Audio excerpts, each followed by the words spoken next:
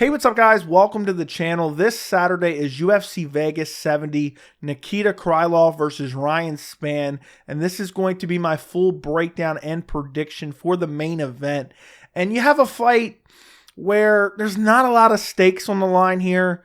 Both guys are ranked in the top 10 of the light heavyweight division, but the light heavyweight division is kind of in a logjam right now because you have Yuri Prochazka, who was the champion, who vacated because of a serious shoulder injury.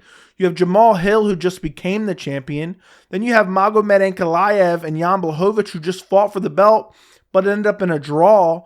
So I don't think a win here, whether it be Krylov or Spann, I don't think they're going to be in necessarily close to the belt because it's kind of log-jammed.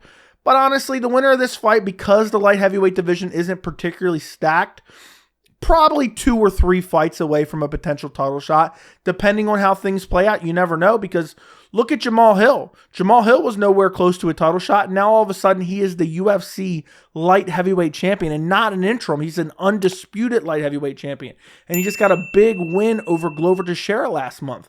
So a big win here could mean something. It really could not mean anything, to be quite honest.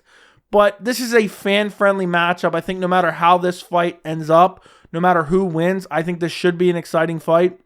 But really, UFC Vegas 70 is just an appetizer for UFC 285, Jon Jones versus Cyril Gane, which is the following week. And this fight night card isn't the greatest. It isn't as bad as UFC Vegas 69. I mean, that full card was just straight up garbage. I never want to see William Knight fight again. This card has some decent fights on it. It's not just an absolute throwaway card, but I just wish there was a little bit better main event or something a little bit more relevant to the discussion in terms of championship implications. And I just don't think Krylov or Spann is going to end up being like a top contender with a win here, even though Krylov's sitting at number 6. So realistically, he could end up in the top 5 with a win over Ryan Spann, I suppose, with the way the rankings work, and we have a bunch of random people voting on the rankings. So it should be an interesting fight. I don't know exactly what it means, but you never know in the light heavyweight division. So if you look at the tail of the tape for this fight, you have Krylov is 29-9, Spann is 21-7. Krylov is ranked number 6, Spann ranked number 8 in the UFC official rankings. Krylov is 30, Spann is 31. Krylov is 6'3", Spann is 6'5". Krylov has a 77.5-inch reach, and Spann has an 81.5-inch reach. So a 2-inch height advantage and a 4-inch reach advantage for Ryan Spann. So if you look at Ryan Spann, of his 21 wins, he has 6 by knockout, 12 by submission, and 3 by decision. Of his 7 losses, he's lost 3 times by KO or TKO, twice by submission, and 2 by decision. He comes into this fight on a 2-fight win streak, and in his last fight at UFC 281, which is in November 2022, he brutally KO'd Dominic Reyes, and he KO'd him with a jab. And he lit Dominic Reyes up in this first round, was just bashing him with massive power shots for as long as the fight lasted, and eventually KO'd him with a jab. And it was an absolute brutal KO. And I feel like a lot of people going into that fight were picking Dominic Reyes. Myself picked Dominic Reyes. And, you know, Ryan Spann went out there, got a big win over Dominic Reyes, who a lot of people are still looking back at that Jon Jones performance from 2020. And I think a lot of people are now elevating Ryan Spann because of that win. And let's be honest, okay? I didn't realize it at the time, but I realize it now. Ryan Spann at UFC 281 got a win over the dead corpse of Dominic Reyes. The Dominic Reyes that we saw against Jon Jones back in February 2020, I believe it was UFC 247, does not exist anymore, okay? And whether it be the Yuri Prochazka spinning back KO elbow, whether it just be the fight against Jon Jones, whether it be elevating a fighter off of a loss, this kind of happened to Gustafsson as well, where you go out there, you put on a great performance against a champion in Jon Jones, and you end up losing the decision. I know a lot of people thought it was a robbery. It was a close fight, and they get massively elevated off of that.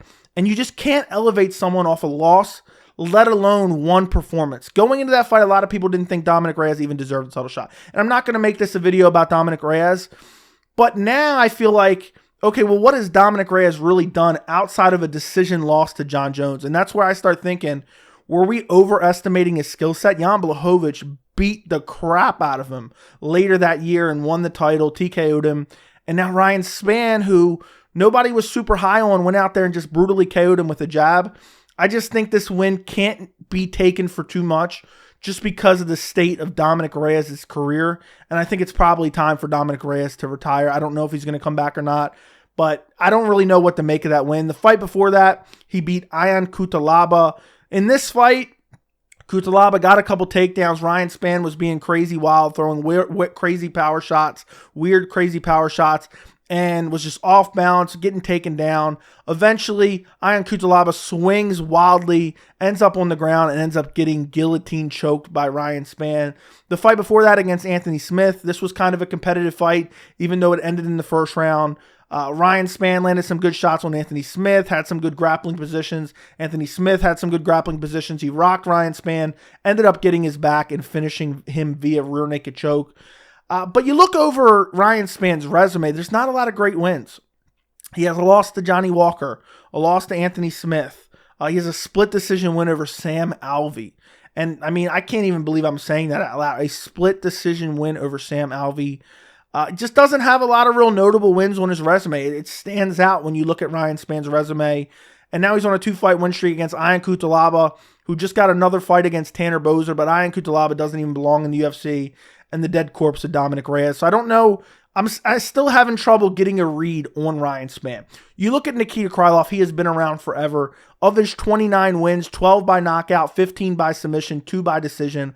Of his 9 losses, 1 by knockout, 6 by submission, 2 by decision. He comes into this fight on a 2-fight win streak. His last fight was at UFC 280, October of 2022 against Volkan Ozdemir. Volkan Ozdemir started well in this fight. Came out, was pressuring him hard, landing big shots, even rocked him. But then, as the fight proceeded to go on, Nikita Krylov, it was like Volkan Ozdemir started to slow down, and then Nikita Krylov basically just out-grappled him. I think he rocked Volkan Ozdemir in the first round as well with like a big knee. And, the second and third round, basically Nikita Krylov just, took a lesser gas tank of Volkan Ozdemir, who kind of, blew his gas tank in the first round and then just out-grappled him and won a decision. But that was a quality win. I still think Volkan Ozdemir, even though he's had his wins and losses, I still think he's a quality opponent. The fight before that is against Alexander Gustafsson, where he KO'd him back in July of 2022. This is kind of in that same territory of the Dominick Reyes win, and that's why I kind of drew that comparison early in the video. Because Gustafsson, he was elevated off a loss to John Jones. Now, he then eventually proved some of his skills. But at this point in Gustafsson's career, he's on the downslope too. He arguably should be retiring too. And, Krylov went out there, clipped him with a big shot, hurt him early. Gustafsson was able to survive. And then eventually, I think he caught a kick of Krylov. Krylov threw an uppercut, dropped Gustafsson, and Gustafsson was just done. The fight before that, he was beating up Paul Craig and then gets submitted in the first round, just gets caught in a triangle choke. Hung out on the ground with him a little bit too much, got choked out. Paul Craig submitting everyone. The fight before that was against Magomed Ankalaev, who's at the top of the division. Had some success early, but eventually just gets out-grappled and outstruck by Magomed Ankalaev. Has a win over Johnny Walker via unanimous decision, have a split decision loss to Glover Teixeira, who's now a former champion and now retired, a loss to Jan Blachowicz. So you really look over Nikita Krylov's resume, he's only really losing to the best of the best, but also getting submitted by Paul Craig, who I don't consider the best of the best. But who's not getting submitted by Paul Craig? Jamal Hill's the champion. He got submitted by Paul Craig. Magomed Ankalaev just fought for the belt. He got submitted by Paul Craig. So I think you can kind of exclude that loss. They're not the worst losses to have. Glover Teixeira went on to win a belt after beating Nikita Krylov a couple fights later, I believe it was. But it's still hard to gauge Nikita Krylov too, because the win over Gustafsson, how much do you really want to take that into account? Because Gustafsson's on the downslope. His skill set and just overall just fighting ability has fallen off a cliff. And the Volkan Ozdemir fight, Volkan Ozdemir is kind of on the decline, but I still think that's a solid win. And that's what makes this fight so tricky, because Ryan Spann comes in, he's a massive light heavyweight, has brutal KO power, but he's not particularly a knockout artist, to be honest, even though he does have nasty knockout power. 21 wins, only 6 by KO. He's won more than double the fights of KO by submission. He has 12 submission wins, 6 KO wins. So he's not particularly a knockout guy. And Nikita Krylov, his 9 losses, only one of them is via KO or TKO. So, and it's been, how long has it been since then? It's been all the way since Solo Pileli back at UFC 164 in August of 2013. That just goes to show you how long Nikita Krylov has been in the UFC, since 2013. That was his UFC debut back in 2013, and that is his sole KO or TKO loss in his entire career. So I look at this fight and I look at paths to victory. I think Ryan Spann's most likely path to victory is rocking Nikita Krylov and finishing him with TKO via ground and pound, or maybe rocking him and getting a guillotine. I could see that for Ryan Spann as well. But I don't know what Ryan Spann's cardio is going to look like. We've never seen him go 5 rounds. Even in the fights, where he's fought recently, they're all going and ending in the first round. He has not had a fight go 3 rounds since 2020. So I don't know what the gas tank's going to look like. In his last fight after he beat Dominic Reyes, he said he just started training. So maybe we see a new and improved Ryan Spann. He looked great in the Dominic Reyes fight, but again, we've already been over that. What does that really mean? And I just think Nikita Krylov, you look at his resume, you look how long he's been around, you look at the durability. Now, he does get clipped a lot in fights. And I can see Ryan Spann coming out there, rocking Nikita Krylov early and then finishing him on the ground with like ground and pound shots, or potentially rocking him and getting the submission. I don't think Ryan Spann has a chance to win via decision. I think Nikita Krylov can finish via KO. I think he can finish via submission, and I think he can finish via decision. Most of his wins are via submission. He has 15 wins by submission, 12 by knockout. So I think Nikita Krylov has more paths to victory.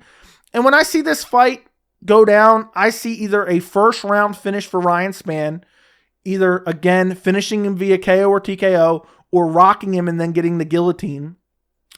And for Nikita Krylov, I think he can win it anyway. I think he can knock him out on the feet. I think he could rock him and sub him. I think he could take him down, beat him up and sub him. And I think he could take him down and just win a decision and just, outfight him in general. Just beat him up and take him down and just outgrind him is what I really mean to say. And I don't think Ryan Spann has all those paths to victory. If he doesn't get it done in the first or second round, I don't think he gets it done. Now, Nikita Krylov is very open to being hit with power shots. We've seen it time and time again in his career, but so is Ryan Spann.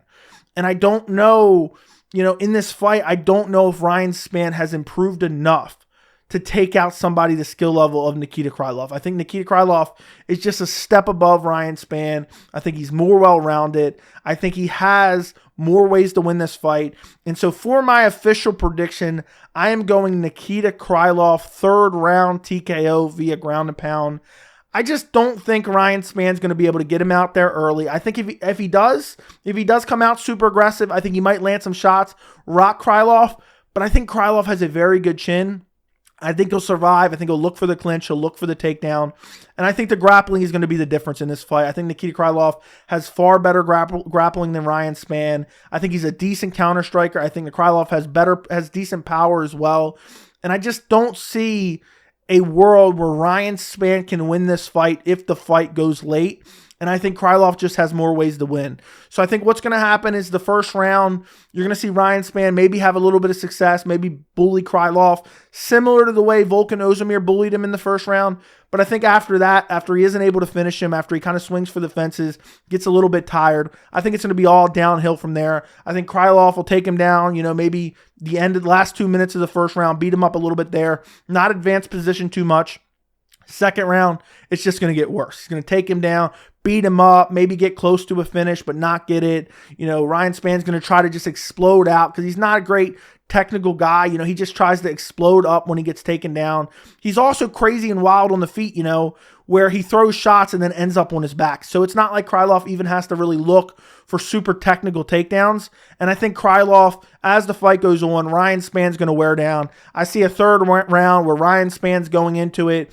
He's got his hands on his hip. He's looking up at the clock. He's realizing I got 2.5 rounds left. I see Krylov just dragging him to the ground, just getting a full mount, beating him up and TKOing him in the third round. I'm going to say 2 minutes into the third round, a full mount TKO for Nikita Krylov. I could even see Ryan Spann turning over, giving up his back, and just getting pounded out that way. I think Nikita Krylov's grappling is going to be too much. I think he has the better stamina. And I think Ryan Spann, if he doesn't get it done with his power in the first or second round, I do not think he gets it done. So let me know what you guys think down in the comments. Don't forget to like the video. And thank you so much for watching.